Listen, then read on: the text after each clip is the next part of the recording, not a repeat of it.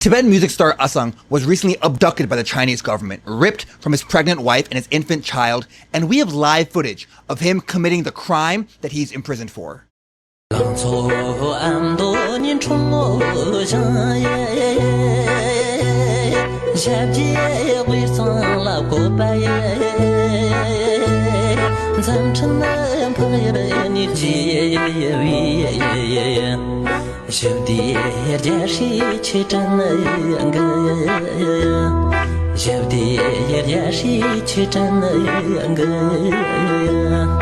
From Ngaba in eastern Tibet, Asang was disappeared by the CCP because he and a friend defied the Chinese government crackdown and sang a song called The Prince of Peace, which reflects the Tibetan people's deep and enduring faith in His Holiness the Dalai Lama. Despite over 6 decades of occupation, destruction, and criminalization, the Tibetan people inside Tibet still refuse to give in to Beijing's demands that they abandon His Holiness. In the days leading up to His Holiness' 90th birthday, during SFP's meetings with UN Special Rapporteurs and other human rights experts, we told them this is one of the rare moments in history where we knew definitively that in just a few days, the Chinese government was going to violate the human rights of Tibetans inside Tibet. Because Tibetans know the risks they are taking and the consequences of their actions.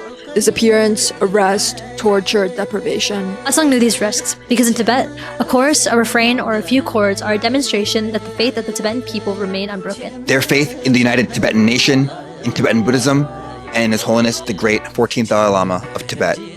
And to China, that is more dangerous than any army, missile, or gun.